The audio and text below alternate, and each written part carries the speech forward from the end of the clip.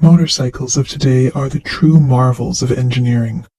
A basic model of inner parts of a typical motorcycle is shown here. In this video, we will explain the basic function of each of these parts in a motorcycle.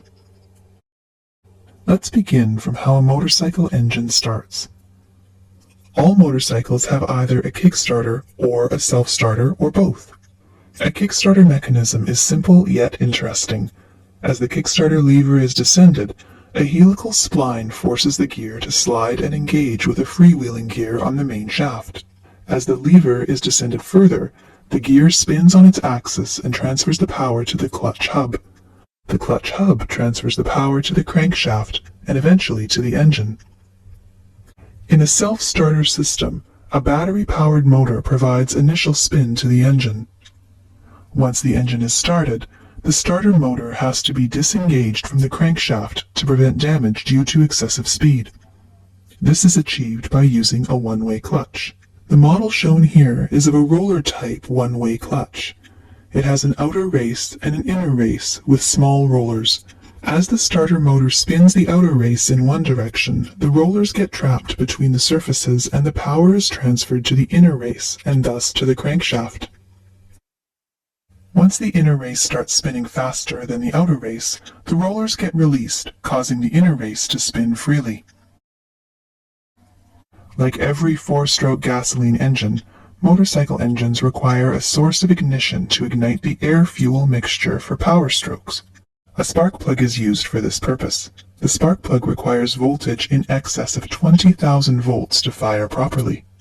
In this particular model, the voltage is obtained from the stator of the motorcycle, although a 12-volt battery may be used for the same purpose. The stator is a stationary coil of wires. The flywheel of the motorcycle has a set of permanent magnets which revolves around the stator and produces alternating current in the coils. Each output from the stator has different purposes, as shown here. The output for the ignition purpose is received from the exciter coil. This coil has a denser winding of thinner wire than the other coils to produce higher voltage for the ignition. This voltage is supplied to an electrical component known as the capacitive discharge ignition, or CDI unit.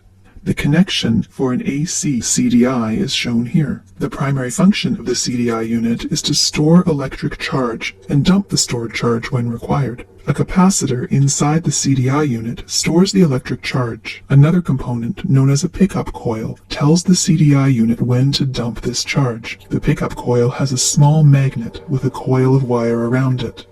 The flywheel has a small extrusion on its outer surface. As this extrusion approaches and passes the pickup coil, a small voltage is developed in the coil. This voltage is supplied to the CDI unit, which closes an electronic switch known as a silicon-controlled rectifier, or SCR. This will dump all the charge from the capacitor through the output of the CDI unit. To increase the voltage further, an ignition coil is used.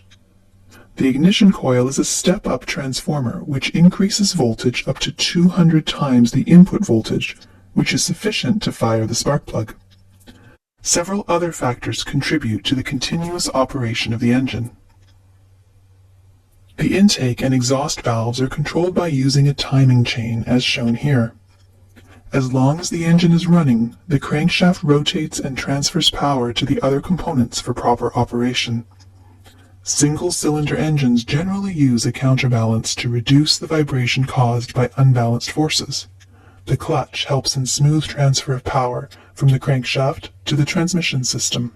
The transmission system helps in altering the speed and torque as per our requirement.